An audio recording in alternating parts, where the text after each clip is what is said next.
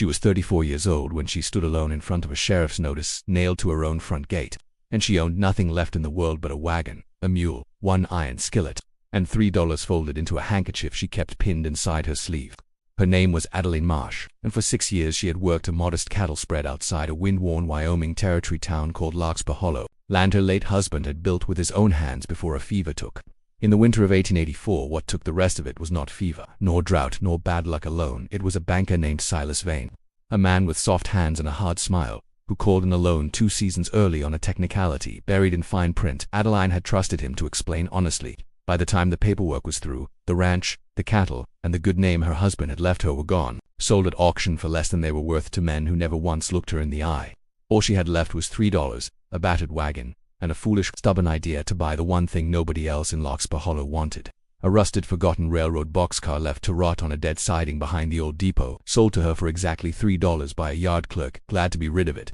Everyone who watched her hand over that crumpled bill was certain grief had finally taken her reason. None of them knew that beneath the rotted floorboards of that abandoned car lay something that would not only change the course of Adeline's life, but would quietly restore a truth Larkspur Hollow had buried for 20 years. Settle in, and let us tell you the story of Adeline Marsh. If you believe forgotten places still hold forgotten stories, tell us in the comments. Adeline had not always been a woman standing at the edge of ruin. She had been born in 1852 in a modest farmhouse in the hill country of western Missouri, the second of 4 children raised by a blacksmith father named Elias Marsh and a mother, Ruth, who kept a garden so orderly the neighbors joked she could grow discipline itself. Elias was not a wealthy man, but he was a careful one, and from the time Adeline could walk she trailed him into the forge, drawn less by the fire than by the quiet certainty in his hands as he shaped iron that refused to be anything but useful. Most fathers in that era would have shooed a daughter away from bellows and anvils, insisting she learn only needlework and hymns. But Elias was not most fathers. He let her pump the bellows, taught her to read the color of heated metal,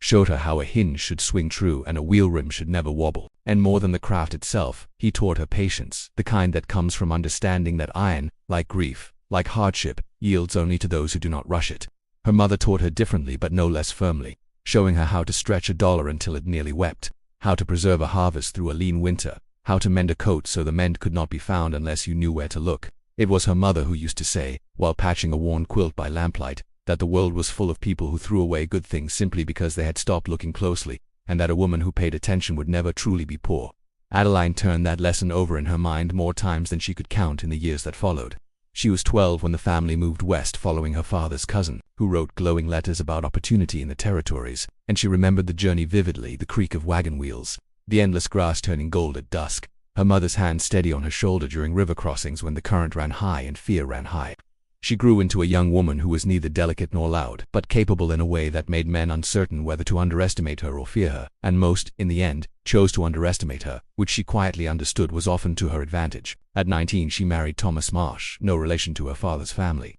A coincidence of surnames that had made her mother laugh through tears at the wedding. A rancher with gentle eyes and an unshakable belief that hard work paired with honesty was the only inheritance worth leaving behind. Together they built the ranch outside Larkspur Hollow from almost nothing. And though they were never blessed with children, they filled their years with cattle drives, harvest suppers, and long evenings on the porch watching storms roll over the plains like slow gray ships. Thomas often said that Adeline had a gift for seeing worth where others saw ruin. An old plow no one wanted, a lame horse others would have shot, a half-collapsed barn she insisted could still stand, and time and again she proved him right. It was this very gift, quiet and unglamorous as it seemed, that would one day matter more than either of them could have imagined. There was a particular afternoon, when Adeline was perhaps 16, that she often returned to in memory during the hardest years that followed. A traveling tinker had come through their Missouri County with a wagon load of dented pots, bent tools, and broken clock parts he had collected from farms across 3 states. Intending to melt most of it down for scrap rather than haul it further, Elias, examining the pile out of idle curiosity, found among the ruin a music box with a cracked case and a mechanism everyone assumed was hopelessly seized shot with rust. He spent 3 evenings at his workbench with Adeline beside him, not because the music box was especially valuable, but because he wanted her to understand something he considered more important than any single object. That most things people called broken were simply things nobody had taken the time to understand. When the little mechanism finally turned again and a thin trembling melody filled the forge, her father did not celebrate the music itself so much as the lesson it proved, and he told her plainly that a person who learned to look past rust and dust and easy assumptions would never want for purpose in this life, only for patience. Adeline carried that music box west with her in a trunk when the family moved, and later to her marriage. And though it eventually stopped playing again during the hardest years, she never once considered it worthless, and she never sold it, not even when money was thin and a passing peddler offered a fair price for it. Thomas, for his part, loved to tell visitors that his wife could walk past 100 broken things in a yard sale or a scrap pile and find the one worth saving without seeming to try, and he often joked that she had likely chosen him for the very same reason, a claim that always made her laugh despite herself, because there was more truth in it than either of them liked to admit. When Thomas died of a sudden fever in the brutal winter of 1884, Adeline mourned him the way the frontier demanded, privately, briefly, and then she arose the next morning to feed the stock, because the animals did not know grief and could not wait in it. But it said me, as a not so and not knowed, because the anims, because the hacker of so not now, because the ackles they're not knowers, because the echoes of the apps, and because the apps of her spa, and cuspa, the pal, of am, and bema with my me and with bam, with the mama, pro with a applicable prama, I'm spoil, with the prum with papa with guy with I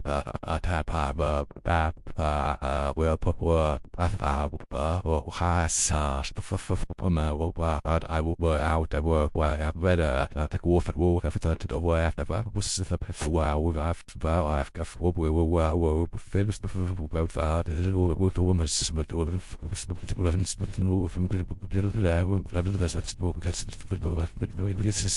she carried the ranch alone for 3 more years, through drought and hard winters, through a loneliness she rarely spoke of to anyone in town, filling her evenings instead with mending, bookkeeping, and the small, careful rituals of a life built patiently rather than easily. Neighbors sometimes urged her to sell the ranch and move back east to family. Insisting a woman alone on the frontier was inviting hardship she needn't accept, but Adeline always answered the same way, that she had not spent years building something worth having only to abandon it the moment it grew difficult, a response that earned her both quiet respect and quiet suspicion in a town not entirely comfortable with women who chose independence over remarriage. She held fast, through it all, to the values her parents had given her: patience, thrift, attention, and an unshaken belief that nothing of true worth is ever entirely lost, only waiting to be noticed again. The trouble began quietly, the way most ruin does, wrapped in polite language and legal terms Adeline had no reason to distrust. Silas Vane had arrived in Larkspur Hollow 4 years earlier and opened the town's only proper bank, and within a short time he had become the man every rancher, shopkeeper, and widow depended upon whenever money ran short before a harvest or a herd sale. He was a smooth-spoken man who wore town suits instead of denim, who remembered names and birthdays, who shook hands a beat too long and smiled a beat too wide, and who had, without anyone quite noticing how, come to hold notes on nearly every piece of land within 20 miles of the depot. When a dry summer in 1887 thinned Adeline's herd and delayed her ability to make a loan payment, she rode into town herself to speak with Vane directly, expecting the same patience he had extended to other ranchers during hard seasons. Instead, he informed her, with practice to regret, that her note contained a clause allowing the bank to call the full balance due immediately if any single payment fell more than 30 days late, a clause Adeline had never been made to understand clearly when she signed. Trusting instead the reassurances Vane himself had given at the time, she asked for more time. He offered none. She asked to see the original agreement read aloud, and the young clerk who did so stumbled over words dense with legal phrasing that even educated townfolk struggled to follow. Phrasing Adeline was certain Vane had chosen precisely because it would never be questioned by a grieving widow eager to trust her husband's old banker. Within 6 weeks the ranch was seized and scheduled for auction. Word moved through Larkspur Hollow the way it always did, in hushed voices at the mercantile counter and behind gloved hands at church, some neighbors sympathetic, others quietly relieved it had not happened to them, and a few the kind who always exist in small towns, content to believe she must have mismanaged something, because surely a respectable banker like Silas Vane would not ruin an honest widow without cause. The auction itself was a humiliation dressed up as procedure. Her cattle went for a fraction of their worth to men who knew no one else would bid against Vane's clear interest in the sale, and the ranch house Thomas had built plank by plank sold to a buyer Adeline later learned was connected to Vane's own family through marriage, a fact no one in town seemed willing to say aloud. She stood at the edge of her own yard as strangers carried out furniture that had witnessed a decade of her marriage, and she did not cry, not there, not in front of them, because her mother had taught her that dignity was sometimes the only currency a woman had left, and she was not about to spend it carelessly in front of Silas Vane. That night, in a rented room above the feed store, she counted what remained of her life into a small pile on a rough wooden table: $3 silver,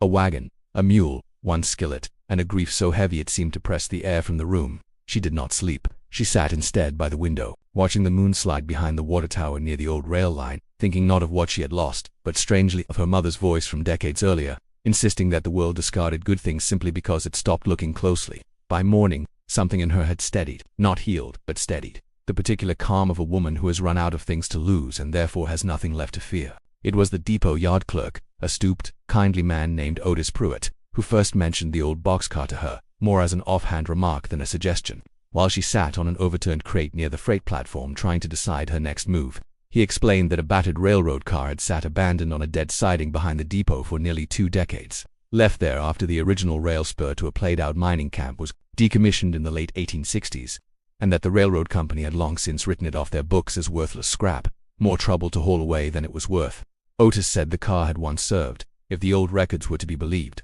not as ordinary freights but as a paymaster's car during the construction of that spur line, the kind of car that traveled with a locked strongbox and an armed guard to pay laborers at the end of each week, though he added with a shrug that such details hardly mattered now since the car was little more than rotted wood and rusted iron sitting in weeds. He mentioned, almost as an aside, that the railroad would happily sell it outright to be rid of the liability, and when Adeline asked how much, Otis squinted at her threadbare coat, at the exhaustion plain on her face, and named a price of $3, mostly, he admitted later, because he assumed she would laugh and walk away. Instead, Adeline reached into her sleeve, unpinned her handkerchief, and counted out every last silver dollar she owned onto his palm without a moment's hesitation. Otis stared at her as though she had lost her senses entirely, and in the days that followed, so did most of Larkspur Hollow. The story spread quickly through the mercantile and the church social. The ruined widow Marsh had spent her last $3 on a rotted railcar nobody could even move, and surely grief had finally broken her mind the way it broke so many out on the frontier. Adeline let them talk. She had learned young that other people's opinions of a decision were rarely as important as the decision itself, and besides, she had not bought the car on impulse alone. She had walked past it a dozen times in her girlhood visits to the depot with Thomas, had always been struck by the strange sturdiness of its iron undercarriage even as the wood above it rotted, and had noticed the very first time she inspected it up close after the purchase, something the others had missed entirely, a second, thicker layer of flooring beneath the obvious rotted boards, joined with iron brackets far heavier than any ordinary freight car would require. She spent her first afternoon alone inside that car with a borrowed crowbar and a lantern, prying up warped boards while dust and decades of silence rose around her, and it was near dusk, when her arms ached and her hope had nearly given out, that the crowbar caught the edge of something solid beneath the second layer of flooring, not dirt, not gravel, but a shaped iron plate, deliberately fitted, deliberately hidden. Her heart quickened in a way it had not since Thomas's funeral. She did not pry it open that evening. The light was failing, her strength was spent, and something in her, perhaps her father's old patience with heated iron, perhaps simple caution told her that whatever waited beneath deserved to be uncovered slowly, carefully, and alone, before Larkspur Hollow had the chance to decide, once again, what her discovery was worth. She returned before sunrise the next morning, telling no one, carrying only her lantern, the crowbar, and a coffee tin of nails should she need to seal the car again quickly. It took the better part of an hour, working the iron plate free with the same patient care her father had once used freeing a stubborn bolt, until at last the plate lifted away to reveal a shallow iron-lined compartment built directly into the undercarriage of the car, clearly constructed with intention rather than accident. Inside, wrapped in oilcloth gone stiff and brittle with age, she found a metal strongbox, and beside it, a bundle of papers so carefully sealed in waxed canvas that decades of dust had not touched them. Her hands trembled as she worked the strongbox latch, half expecting gold, half expecting nothing at all, and what she found instead was neither a modest amount of tarnished coin, less than she'd hoped, but far more interesting was a leather-bound ledger, its pages dense with cramped handwriting, dated from 1867 through 1869, the years the spur line had been under construction. She carried everything back to her rented room and spent the entire day reading by windowlight, piecing together a story the ledger told in fragments. The Paymaster car, she learned, had belonged to a small, independent rail company contracted to lay track toward the since-abandoned mining camp, and the ledger recorded weekly wages owed to a crew of laborers, many of them freed men who had come west after the war seeking exactly the kind of honest labor the frontier promised, alongside several immigrant laborers whose names were carefully but respectfully recorded. What struck Adeline most, reading late into the night, was a repeated notation beside nearly a dozen names reading simply paid in land, per agreement, referencing parcels along the very valley where Larkspur Hollow now stood, land promised to these laborers in lieu of wages the fledgling rail company could not afford in cash. But the ledger's final entries grew hurried, almost frantic, describing the company's sudden collapse, a rival concern buying up its assets and debts, and a name Adeline had to read 3 times before she trusted her own eyes. The buyer of the failed company's remaining assets, including all outstanding land obligations, was a man named Josiah Vane, whom a note in the margin identified plainly as having refused to honor land agreements. Workers dispersed, records to be preserved separate from company books lest they be destroyed. Adeline sat very still for a long while after reading that name, because Josiah Vane, she knew from town talk, was Silas Vane's own father. The Vane side Vane's own father's village, Silas Vane's Olis Valleys, Salis Vels Veries Valleys, and very Veries Vane Hole, and Vel Vase Holy Cell Hole, Ole Sens and Sen and Bob and Bob Sen to and divide with and will him or will as to a profile at web will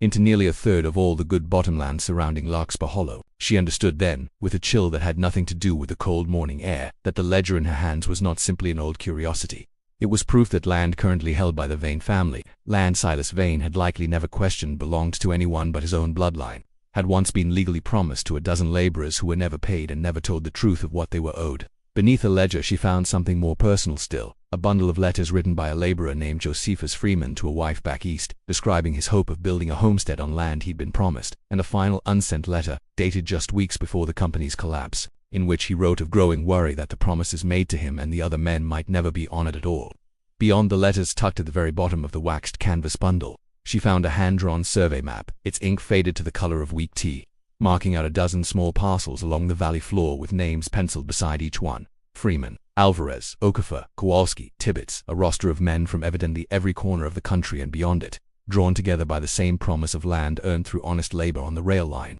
Adeline spent an entire evening simply tracing her finger along the map's faded boundary lines, matching them in her memory against the valley she had known her whole married life, realizing with a slow, creeping unease that several of the marked parcels sat squarely beneath land she knew to be part of the Vane family's largest holdings, the very fields where Silas Vane pastured the cattle he had, in effect, taken from ruined ranchers like herself. She found, too, a smaller ledger tucked inside the larger one, written in a different, more hurried hand, recording what appeared to be complaints lodged by several of the laborers in the weeks before the company's collapse. Men who had grown suspicious that their promised land was being quietly reassigned on paper even as they continued to labor under the belief it remained theirs. One entry, dated only days before the final collapse, noted that a laborer named Kowalski had ridden to the county seat himself to inquire after his parcel, only to be told the records showed no such grant had ever existed, an answer that must have struck him, Adeline thought, with the particular helplessness of a man who could not read the very documents used to erase him. She began to understand that what she held was not merely evidence of one broken promise, but a pattern, deliberate and methodical,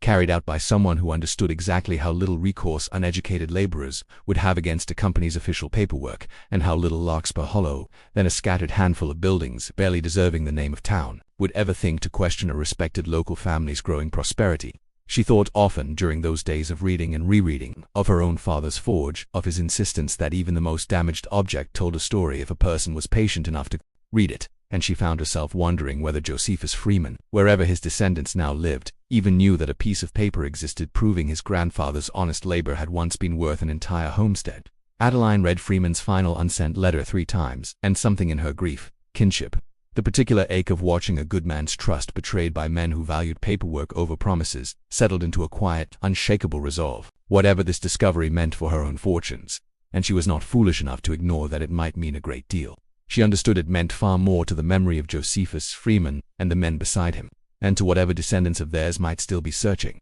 somewhere, for a truth Larkspur Hollow had buried beneath 2 decades of silence and a rotted railcar floor. Adeline spent the following weeks moving carefully, aware that a woman recently ruined by the Vane family's bank was not well positioned to accuse that same family of a decades-old fraud without proof that could withstand scrutiny. She began at the territorial land office in the county seat, a full day's wagon ride from Larkspur Hollow, where a patient clerk helped her cross-reference the names in the ledger against old survey records, and to her quiet astonishment, the original land grants described in Josephus Freeman's letters matched almost exactly to parcels now recorded under the Vane family name, transferred, according to the county's own dusty records, only months after the rail company's collapse, for sums so small they could only be described as symbolic. She next sought out the county's oldest living judge, a semi-retired circuit magistrate named Harlan Whitcomb, known through the territory for a stubborn insistence on following law over local politics. And though he was cautious at first, clearly aware of Vane's influence and reluctant to stir a fight with the county's most prominent banker over evidence more than 20 years old,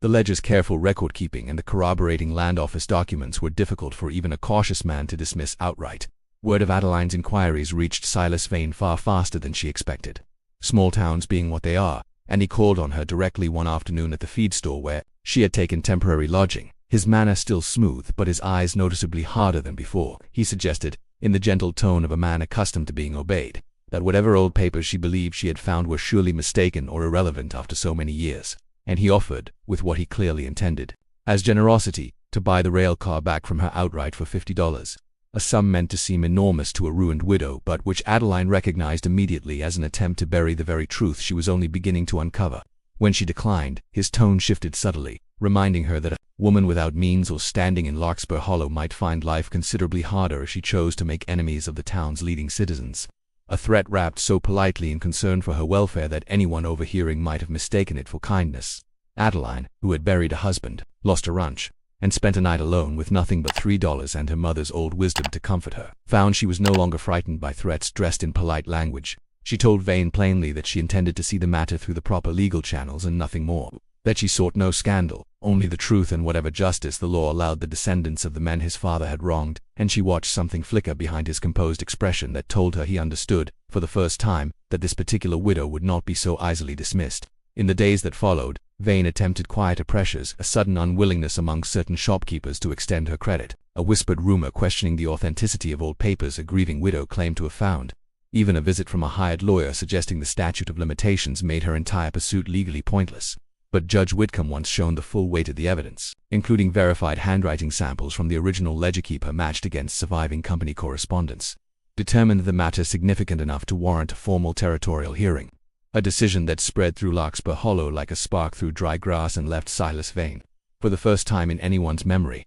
looking distinctly uncertain of his footing. The hearing was held in the modest county courthouse on a bright autumn morning, and Larkspur Hollow turned out in numbers no one had anticipated, filling the benches and spilling into the doorway, drawn by a story that had, despite everyone's best efforts at discretion, become the talk of 3 counties. Adeline stood before Judge Whitcomb not as an accuser seeking vengeance, but as she had carefully decided weeks earlier, as a woman presenting evidence and asking only that the truth be formally recognized, whatever the law determines should follow from it. She read aloud, her voice steady though her hands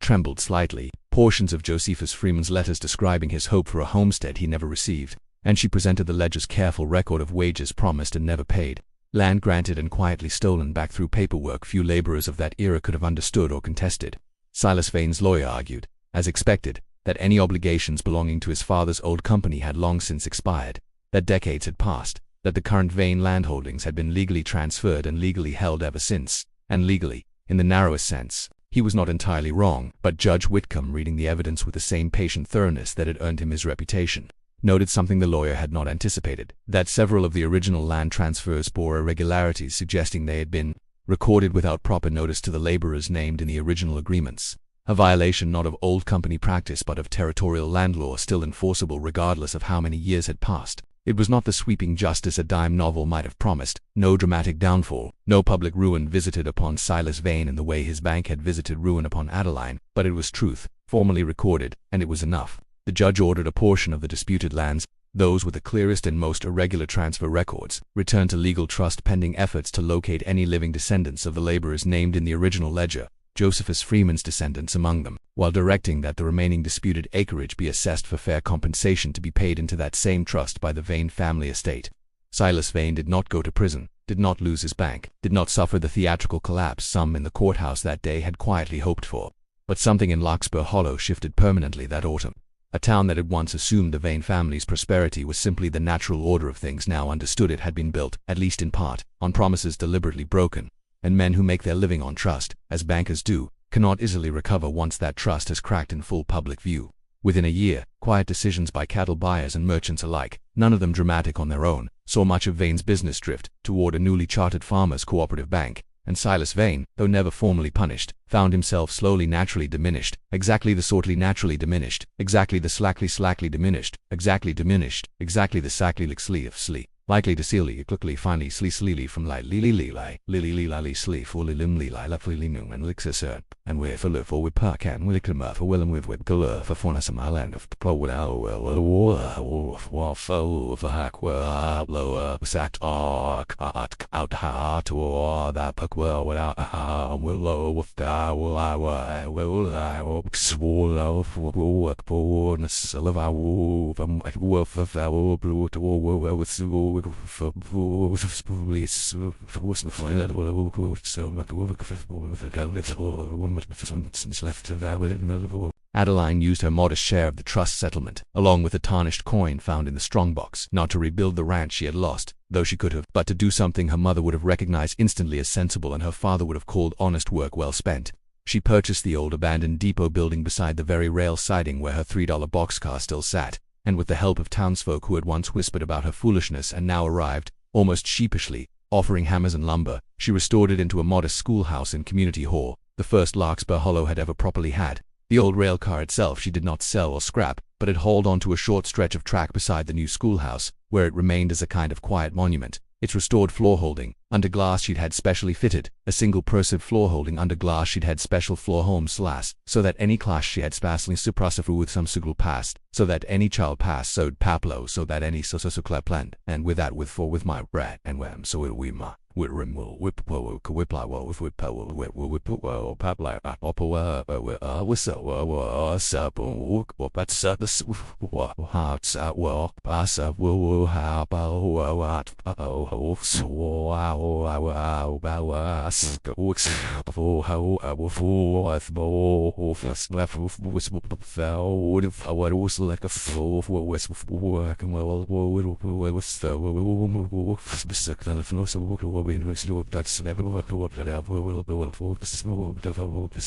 in his own careful handwriting, the story of a promise once broken and, eventually, kept. Word of Josephus Freeman's descendants reached her nearly 8 months after the hearing, a nephew's grandson living 2 territories away who had grown up hearing family stories of an ancestor who vanished west chasing a homestead promise that was never fulfilled, and when he arrived by train to claim his family's rightful share of the trust, he stood for a long while in front of the old boxcar without speaking, and Adeline, watching him, understood completely, because she too had once stood in front of something the world called worthless and felt, without quite knowing why, that it deserved a second look. And so we return, as we so often do in these stories, to where we began, to a woman standing at a sheriff's gate with $3 folded into a handkerchief, watching the last of her old life carried away by strangers. It would have been easy, and understandable, for Adeline Marsh to have spent that $3 on flour, or coffee, or a night's lodging, the sensible choices, the choices no one in Larkspur Hollow would have questioned. Instead, she spent it on a rusted, forgotten railcar that everyone else had long since stopped looking at closely, and in doing so, she did not simply rebuild her own life, though she did that too, quietly and without fanfare, in the years that followed. She uncovered a truth that had been waiting patiently, for 2 decades, beneath rotted floorboards and settled dust, a truth that restored not gold or fortune, but something far more lasting, a promise finally kept, a community finally seeing itself clearly, and a name, Josephus Freeman's name, spoken aloud again after 20 years of silence. Her own name, Adeline Marsh, became, in the years that followed, less a symbol of a ruined widow's foolish purchase, and more a quiet local reminder that value is rarely where the crowd expects to find it, that the things people discard most carelessly are often the fairy things carelessly are often the fairy sleeth, and the things hope is careless, like a things pity to found as they be from o to fee these to rake to fof, they matter move with moomy to silly move for me, with my you to noem to we sim and with for my so to we ma or so wix our ma for the pitum to para plop with God of us fuck how was